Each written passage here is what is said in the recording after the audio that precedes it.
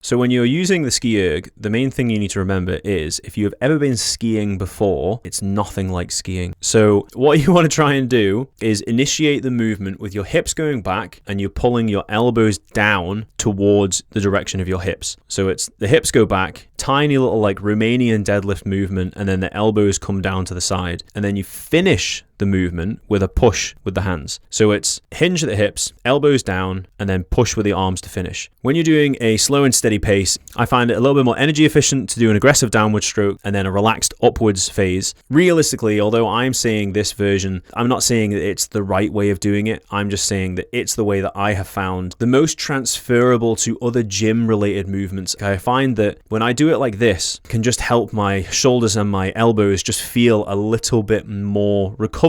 It's also a beneficial way of getting some conditioning in if you are lower body injured, or you have trained your legs and you don't want to do any lower body conditioning, or you have a lower body training session the next day. It can just be a way of encouraging some upper body conditioning into your workout routine rather than the other traditional conditioning exercises being predominantly lower body. So there's a lot of things that the Concept 2 PM5 monitor can do that's way outside the scope of this video. We're just going to go through the basics, what the buttons do, so that you don't feel like a complete idiot if it's the first time that you're using it. So obviously you can select your workouts, you can just ski, you can connect, you can do all the memory related options. There's other functions as well, like games, but we don't need to worry about that. But if you just start using the piece of equipment, it'll automatically go to this screen here. So it'll just start recording your distance or your calories or your time. So if you click the menu button, it'll take you back to this phase where you can select your workout and you can do all the rest of it. Or you can click just ski, and with each of the units that it measures, there's a bunch of different displays that you can have, which will give you more information or less information based on what you want. If you click the units button, it'll change it from calories and your wattage. So the ones that we mainly use in the gym are calories and meters and time. So you don't really need to worry about the other ones, but obviously if you're more interested in this, then by all means go and do your own research and use the piece of equipment as you want. But the main ones that we use in the gym are calories, meters, and time.